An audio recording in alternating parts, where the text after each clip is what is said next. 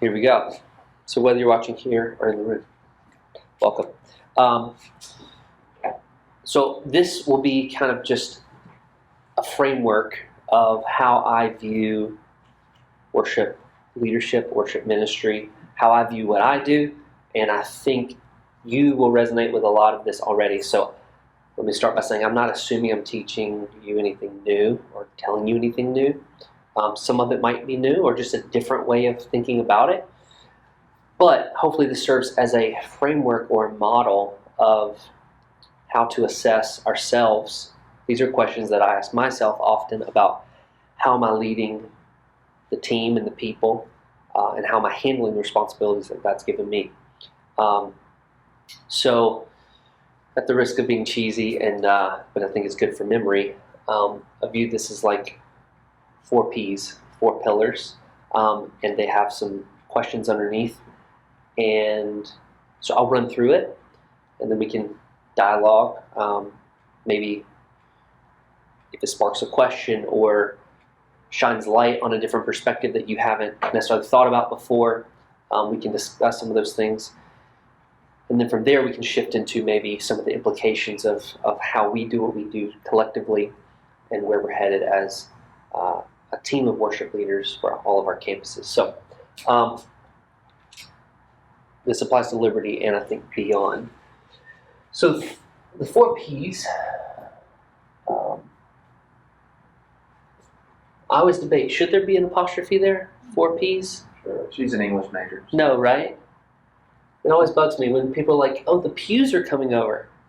P-U-G-H apostrophe S. I'm like, it's possessive. Anyway, that's the freebie. The 4 P's. A dash? I don't know. Doesn't matter. Here we go. The 4 pillars. So I think about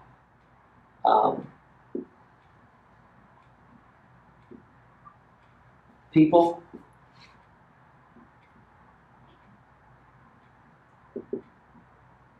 planning. We touched on this a little bit at our breakfast. Mac and Emma.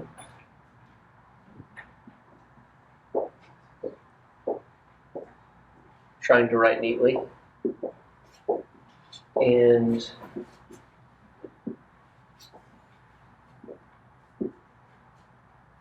I added a 4th one since we talked. I'd say those 3. There were people, 3. Planning and process.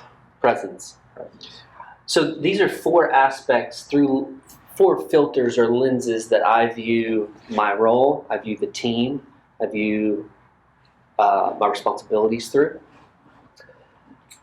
What I think these 4 P's equal, these pillars, if you will, these pillars equal, in my opinion, just good, effective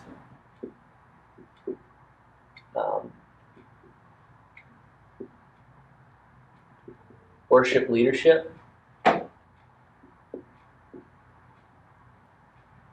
Which really leads to what I think our ultimate goal should be is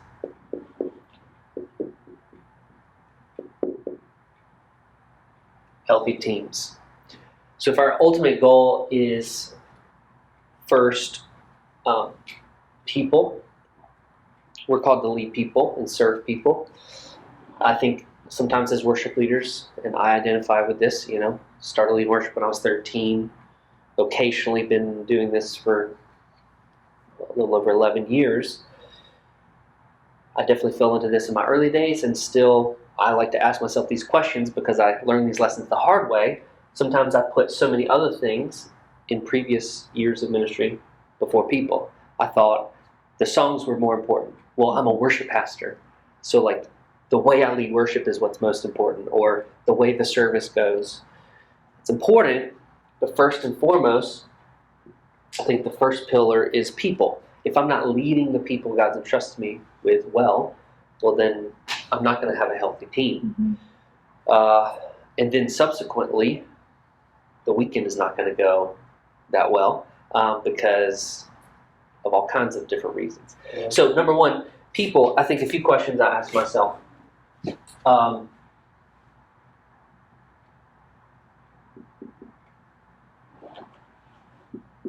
How am I pastoring the team?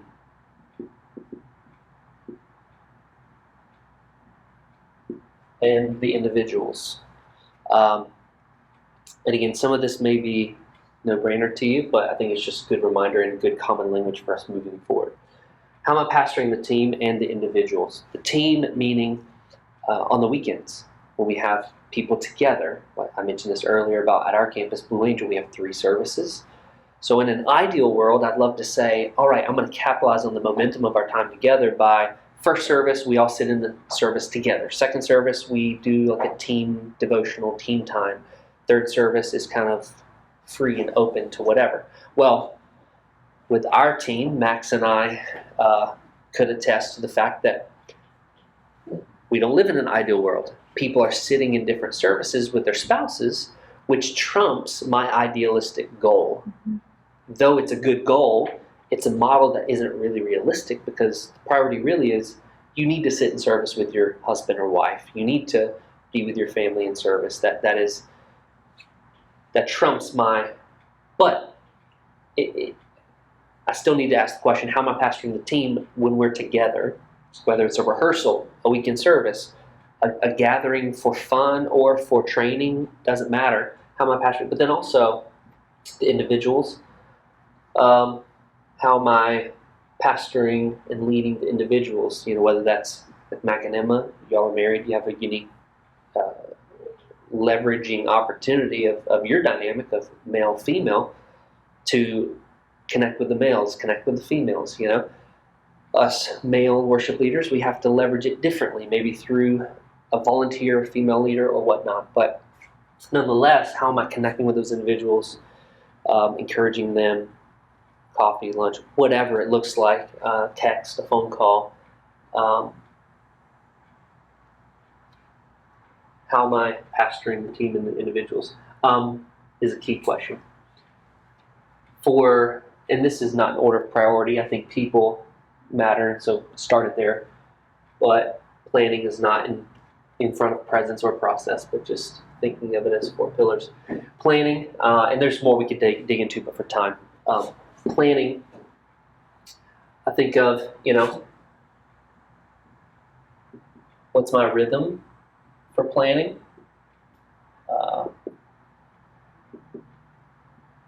How far out am I planning? Am I projecting where we're going? Am I planning last minute? That impacts the success of our team. All of those things. Again, we've established, I've kind of gotten a vibe for the different campuses, different worship leaders, how we plan. My preference is to plan songs in chunks of like a month at a time based on our series, and to do that about a month and a half out or a month out. Preference is a month and a half. So like this week I'm going to plan. I'm a little behind my own desired goal of curve, but still advanced enough this week, being middle of August 12th. I'm going to plan for the latter part of September into October.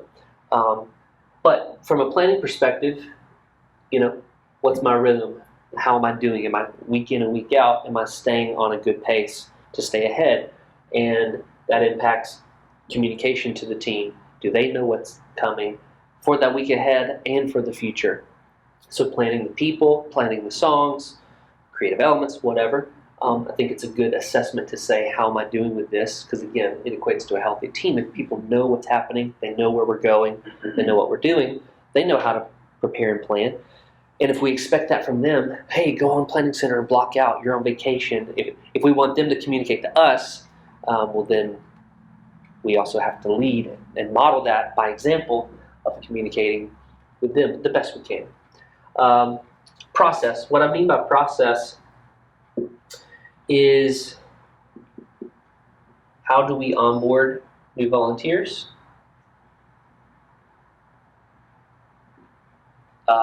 Another big one is, how do we develop current team members? Some of you may have heard me reference Emerge. It's something that me and a friend, worship leader, worship director at a previous church, developed. Basically, you could use Infuse from Highlands, or there's a lot of models out there. Emerge is just a hybrid version of picked, but it's how do we onboard and develop new people, but also develop current team members. And not going to get into the nuts and bolts of that right now, but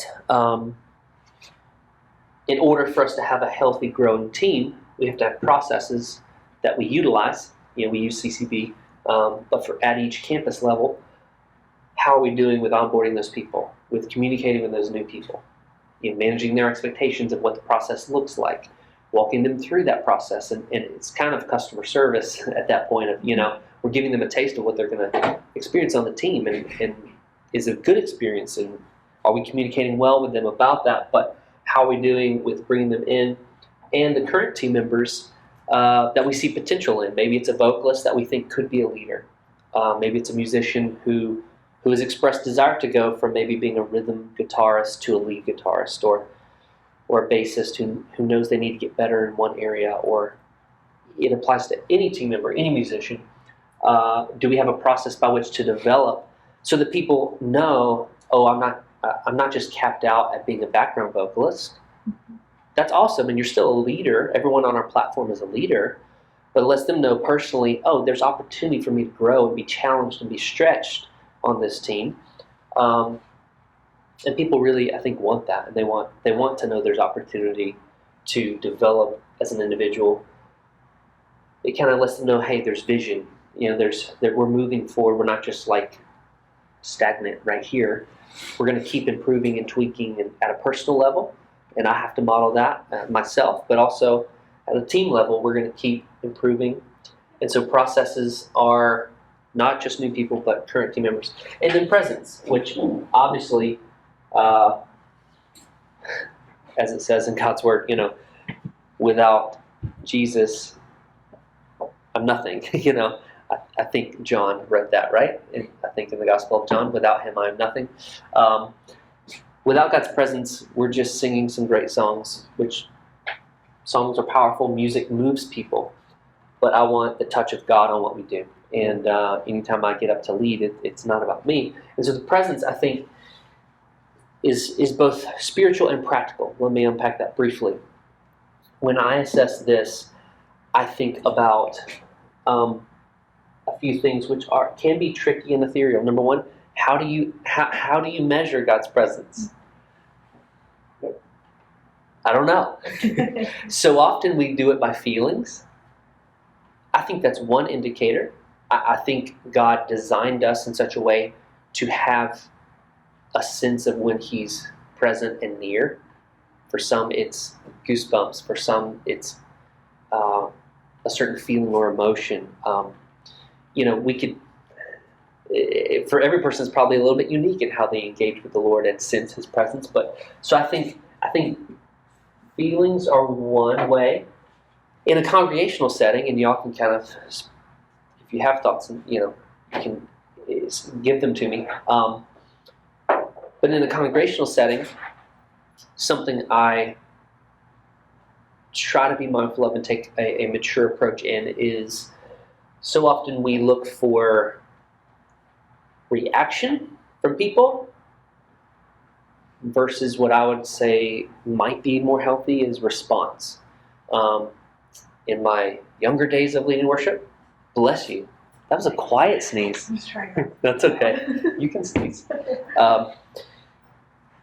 In my younger days of leading worship, and something I try to temper and be mindful of is I might ask the congregation to do something because I felt like it was maybe the right thing to do, or really I needed their reaction to validate the sense that, God's presence was here because everybody was raising their hands or everybody was doing a certain thing. Well, that reaction is good. Biblically, we know we're supposed to clap our hands, raise our hands. It is our job to invite people into doing that. So don't hear me wrong. But if I'm only gauging the success of a service or a song off of people's reaction, that might be surface level. Because I know there have been times I've raised my hands in worship, and I don't know how, there have been times where it wasn't maybe the most genuine or most powerful thing in that moment. It was just because someone asked me to. You understand? As opposed to leading people into an engaging moment with the Lord where the natural response is fill in the blank. Maybe they do lift their hands. For some, the most meaningful response they can have is to close their eyes and have a moment of prayer with God. Yeah. And that's where I think we just have to be careful to not let it be a physical outward reaction, that it be a meaningful, engaged response. So I'm just going to write, reaction versus response. And again, I ask the congregation at times, because some of it is training and teaching, hey, let's lift our hands. But I think leaving out if we only say, hey, church, lift your hands right now, we're leaving them just at a reaction.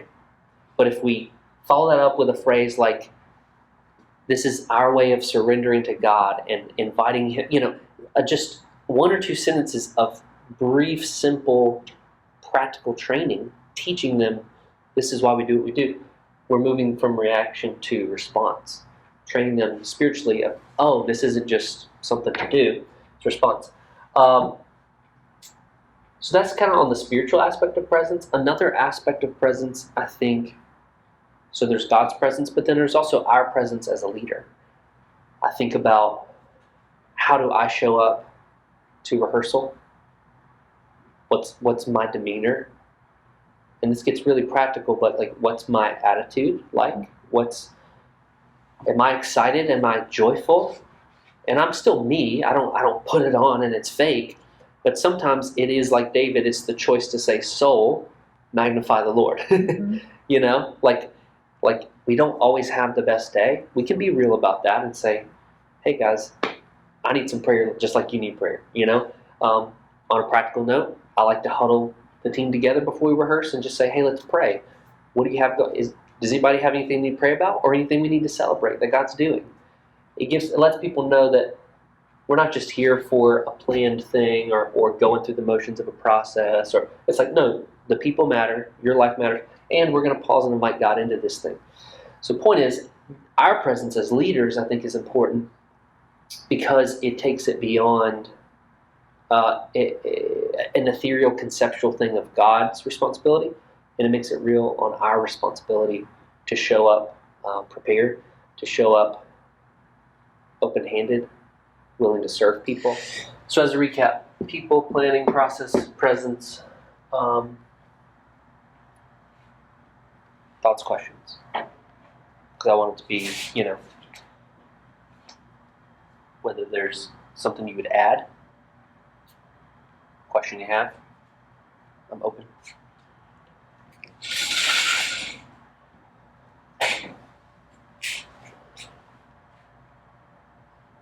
I like it. Mm-hmm. It is something that we currently do, but it just makes sense in the way you're putting it on there. And I think Right. What's more important than, like you said, planning is great, but if you don't put planning for people, then you kind of mess up what we're trying to do. So I think people really dialing, developing, and discipling who we have. Yeah. And then starting there and then planning and so on and so forth. But yeah, I think it's all really good. Good. Yeah, and like I said at the start, I know this isn't like earth-shattering new information. This is me putting language to what I internally process on a consistent basis and ask myself, how am I doing as a leader with these 4 areas? In an ideal world, I'd love to be, give myself a 100% grade every week or every day, assessing these things. But, it's not true. And what I also had to learn is some of us, the way we're wired, we naturally gravitate more toward 1 or 2 aspects out of these 4. I had to grow in a couple of these aspects over time as I realized, my natural bent is toward planning and presence, but I really have to work at the process of things and really have to work at intentionally connecting with people, pastoring them, or whatever. So our wiring, our personality plays into that too, and that's okay. So again, this is just not groundbreaking new information, but a way to filter through and go, oh, how am I doing? How are we doing? Really is the bigger question. How are we doing at this across our campuses and with our teams and with the individuals in an effort to be an effective leader and to have healthy teams? Where do I need to maybe lead in and learn from somebody else on the team, around this table? Whether it's, we're all peers in this, so to speak. We can all learn. I can learn from you. You can learn from me. And it's just a way to put handles on it. So again, I know it's not anything like a lot of it is stuff we already do, but there's also more layers to this. And so if you have thoughts or questions, Max, do you have any? It looked like you were chewing on something.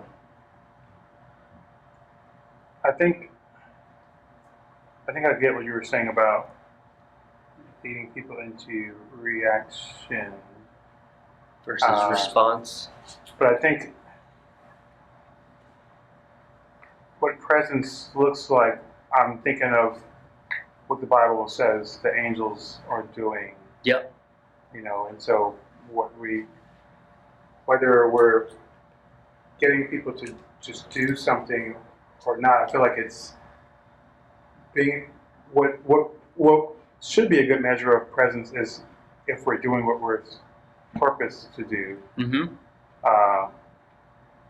and which is worship. And so, yes, because you don't have to tell people what to do in a football game. You have to tell people to do it in a concert. You have to tell people to do wherever they go with big crowds. They naturally and respond. Everybody do the same things. Yeah. And so naturally we're created to worship. And so whether we do it in church or not, we're going to do it somewhere. Go to games, you lift your hands. No one tells you to do that. You go to concerts and you're screaming your lungs out. No one tells people to do that. Right. And so I think part of it is doing what we're supposed to be doing. The angels are in heaven, in God's presence, and they're worshiping. So I think as long as what we're doing is pointing to Jesus, pointing to God, then whether or not we feel it, is irrelevant in that moment. I agree. It is great to have that sense. It's like I've seen those NBC like Bible stories. They're doing like Peter, and it was like kind of on one side of school it was kind of weird too. And kind of Holy Spirit, it was like a breeze, and he was just like it doesn't always feel that way. But right. But I think sometimes helping people, like sometimes it always weirds me out when people are like folding their arms like they're not going to do it. I'm not going to do it. But it's like you don't have to tell that person if they're in their environment and their comfort. You don't have to tell them to uncross their arms. Sure. So it's like I think that's part of what you're saying too, is just telling them why, helping people understand why. But I feel like some people know why, and other people I'll be like, "What are you doing?" Yeah. Because part of it is making yourself do these things. Like I'm normally an introvert. Right. And so when people talk to me off stage, they're surprised because I'm not necessarily the same person. But it's not a show. It's just I recognize what God has done for me, and my mind says when I go in is like, if I lead worship that in a way that makes me comfortable, then I'm just doing something for me, right? But then there's someone else in the audience who may just need a little help. They need to know that someone's with them, and so for me, it's like I can't afford to be in my comfort zone. Yeah. Because I might miss that person that God wants us to connect with. Because at the end of the day, our job is one, to worship. We were created to worship, and then Jesus gave us a commission to reach everyone. Yeah. Everyone we can, and I think as worship leaders, we have a broad blanket that we can utilize during that time. And so, for me, I'm always trying to think of like who's maybe just one person that the way I lead helps them connect to Jesus. Yeah. And so for me, that's what I feel like. When we're in the whole presence thing, it's not necessarily, feeling some type of way, but of just doing what we're created to do. Correct. I just saw something the other night about Pastor Mike Todd.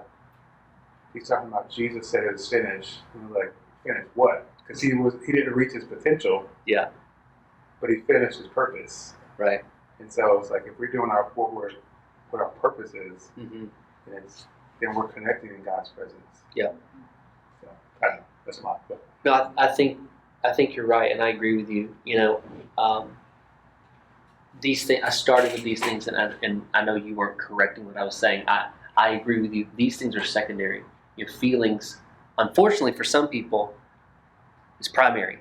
It's like, oh man, I felt God there today. Cool.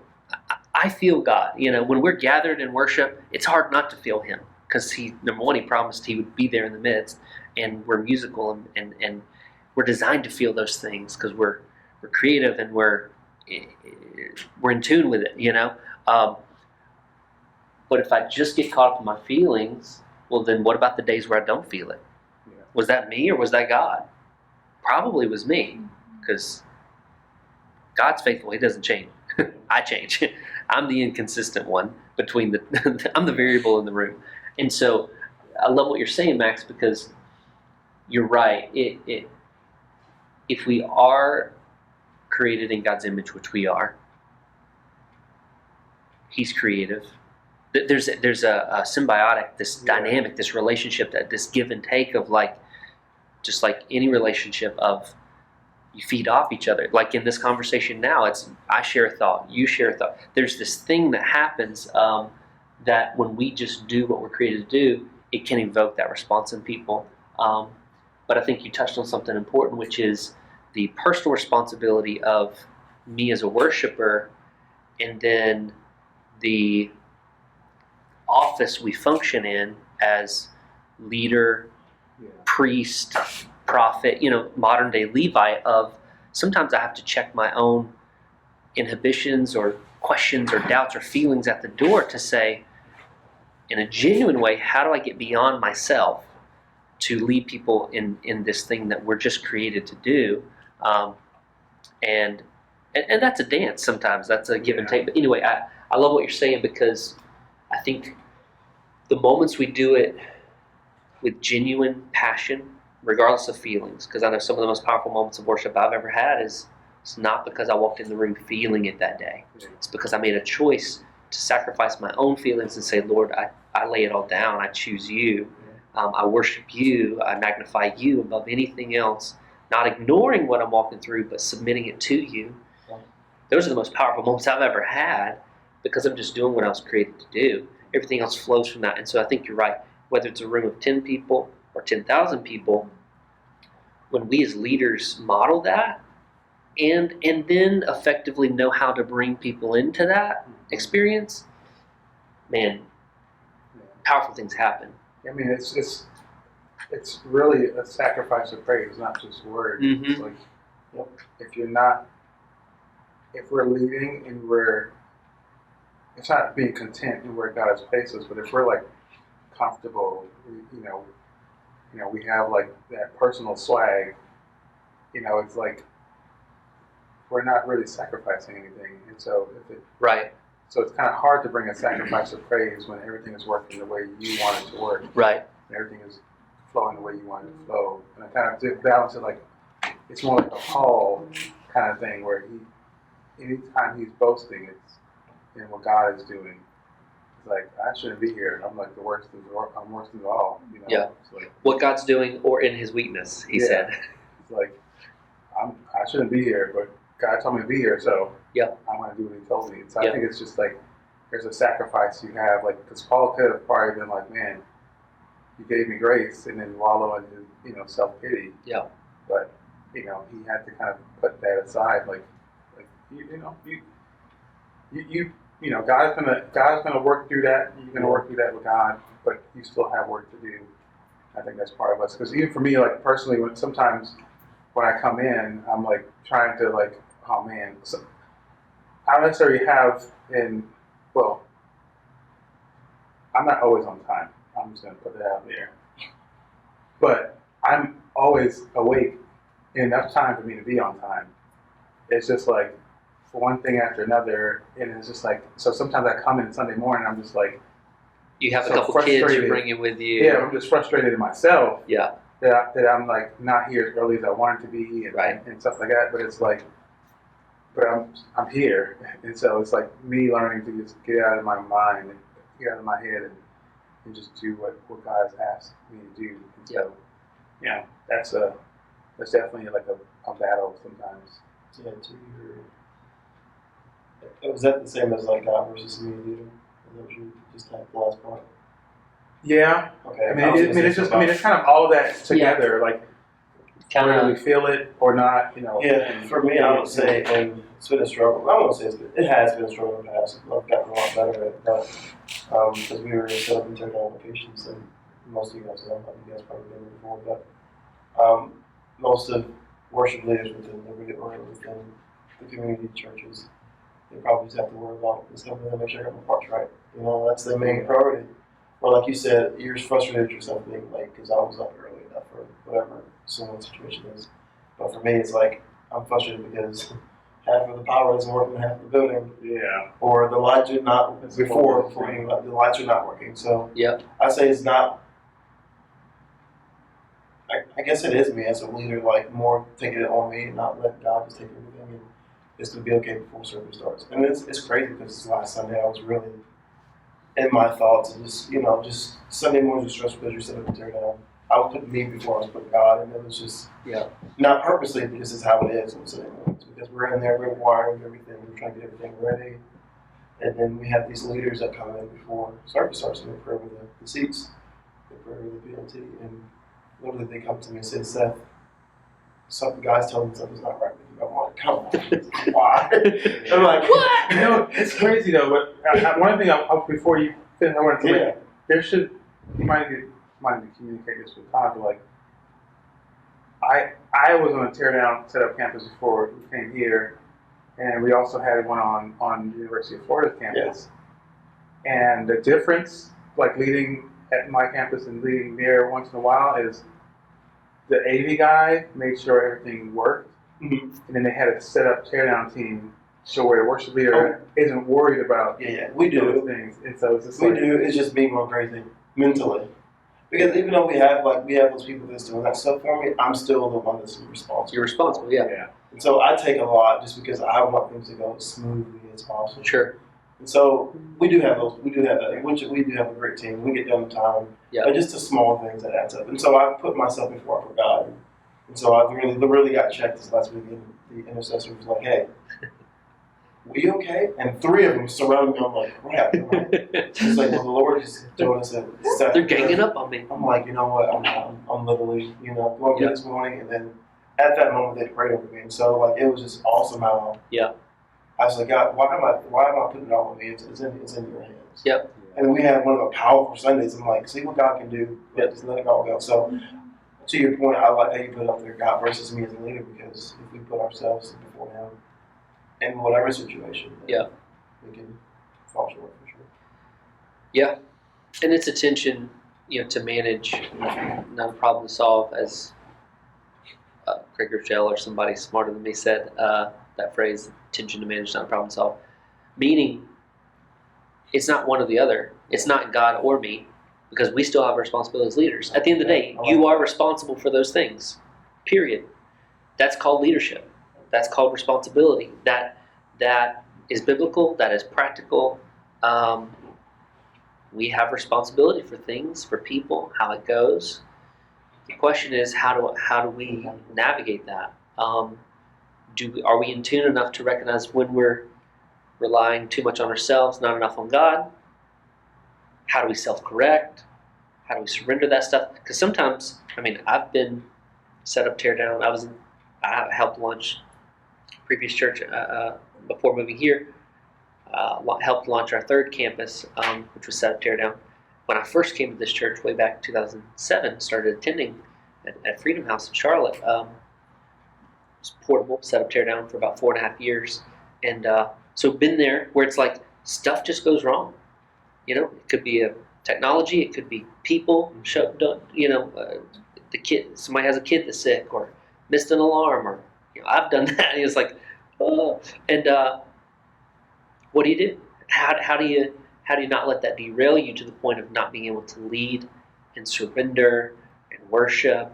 And because both we have, it doesn't all depend on us, but we do have a responsibility as leaders to lead our teams well, lead our people well, but ultimately lead them not to a place of me being the man who can handle it all, but leading them to a place of surrender to the one who can handle it all, which is a tricky dynamic sometimes. Y'all have any thoughts or questions? I think our team is just in a really unique place Yep. where there's a lot going on at our campus. Yep. There's a lot of change. We've lost several team members. Even like last week, we lost another vocalist, and so we're like, I think our team is sort of, we're just kind of bare bones right now. Like we have basically one team. I mean, technically, I guess we have two, but it's like people were used to doing like once a month or every other, and now it's like we need you like every other week, and really like every other team needs people to serve too. So Right. it's kind of It's a like, higher demand. I guess we're kind of trying to figure out that balance of like, We're rebuilding. yeah, Yeah. but like pastoring people and like just all of this as a whole, like we just kind of get to do this fresh, like we're Yep. starting over basically, and Yep. so starting out with like something like this is going to be really helpful, I think. Yeah. But I think that I don't know. I mean, I think that people show up every week and really with the intention of like doing what they were created to do. Right. Like we have a really good solid team, basically just one. Yeah. But like we Yeah. have a really good solid team that's, ready to do what they're created to do, with the exception of a couple of people that really aren't there every week. yeah. Yep. But I mean, I think all of this is just really good for us to take in right now, because we are able to kind of start fresh. I think also looking at like talking about like presence and maybe even like gauging presence, like cause a lot of our our church is basically rebuilding with people that are attending too, so we're getting a lot of new faces and a lot of young The crowd's faces. looking a lot younger. Yeah. So I don't know if it's just here in the South, but like I guess because there's a lot of traditional churches like Baptists and Church of God, but like I don't know, it's just sometimes it's hard to gauge, like, because I guess, and I felt this way too before, like where it's like, man, it's just I'm having a hard time wanting to be vulnerable right now, wanting to be vulnerable and maybe lifting my hands or maybe openly praying out loud or showing that vulnerability and want to be vulnerable with God. So I don't know if sometimes it's kind of hard to gauge, like we felt like that song was awesome and like we were doing what God was calling us to do in that moment. Right. Like almost it's like, man, it didn't seem like we had a response to it, but maybe we did. Yeah. And I guess sometimes people come to you after and it's like, man, that was awesome, but like you just don't. Sometimes you don't feel that in the moment, Sure. So I think presence is one of those tricky things. Like It it's is. hard to gauge, and It is. so I don't know how that being down here now, how that corresponds to how it was up in Charlotte. Similar. I mean, people are people. Here's. So I think you're experiencing something we all experience. It's the litmus test of, by default, I think most humans want to know, did I succeed or did I win? Some version of that, right? We like measuring. We like, in school, it's ingrained from a young age. Yeah.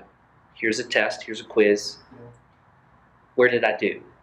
Did I get 100? Did I get a 75? Yeah. We get graded. So we tend to bring that mindset into everything, which guilty is charged. I'm, played baseball for 10 years growing up. My children will not be in a everybody gets a trophy kind of league. Personal opinion. I'm like, no, you're in 8th place. You lost. You don't get a trophy. We can go get a milkshake, but you don't get a trophy. No, I'm joking, but serious. But we'd like to grade ourselves and know where the ranking. Did I win? And understandably, I say that to say we all relate to what you're feeling, and I still have to navigate that in my own heart. I think we all do. We have to monitor that of, okay, God, it didn't feel like you showed up today, or I didn't see the fruit of that. And I think a couple thoughts just in response, not that I have the answer, but just maybe some food for thought is I think what we do is interesting because we do it, most of us, we do it every week. And most of us like immediate reward. Society as a whole right now, I can look up anything at the touch of a button like that, and if with data that's way faster than the computer we carry around in our pocket, the speed of convenience. And in the same way, we like to know that each week was a win, each week was awesome, each week was. But biblically speaking, there's the principle of some plant the seed, some water, and some harvest. Well, the tricky part is we do all three in what we do as a leader, as a minister. Some weeks it's planting seed. You don't see the harvest. Some weeks it's watering. Some weeks you see the harvest, in conceptual terms, if that makes sense. Yeah. And sometimes it's a little bit of both. And to Max's point earlier, we've got people from a broad spectrum from believers who, from the first downbeat of the first song, they are with you, and they were having Jesus time on the way into church. And then some people who walked in for the first time who don't know what the heck we're doing. Why are you singing these songs? Who are we singing to? Why are you asking me to lift my hands? So the truth is, every Sunday we're doing all three. We're sowing seed, we're watering, and we're reaping a harvest. And sometimes some are more evident than others. And so it's hard to gauge, and that's okay. So that's just me just giving you permission to be human and be okay that it's going to feel that way. I like Brian Johnson, from Bethel. He had a great statement one time, almost verbatim, but this idea of we have to be careful to directly connect God's ability to move with our ability to perform. Because if God only moves when I hit the high note perfectly, or when everything's firing on all cylinders, he's a pretty weak God. I'm adding the last part of that, but that statement was his. And I love it because it relinquishes the sense of it's all on my shoulders, like what you're talking about, Seth. Yes, we have responsibility as leaders, but at the end of the day, I'm flawed. I'm human. God is perfect, all-powerful, almighty, faithful. I'm going to do my best because he deserves it, and our people deserve it. Yeah. We're worshiping a king and serving him well, but it's up to him to see. It's the Holy Spirit. I mean, even think about preachers. You're communicating the Word of God. It could be the same thing they struggle with. How many hands were raised this week? Well, to hold that in a healthy place is the Holy Spirit convicts. The Holy Spirit draws them to the Father, through Jesus. And so it's not on us. So that hopefully just gives you a little permission that it's okay. We all wrestle with that. And and again, these are ongoing assessments of how am I doing? Where am I holding this in a healthy place? Am I approaching it in a healthy way? And keeping a pulse on it, because it's an ongoing thing as a leader, as a worshiper.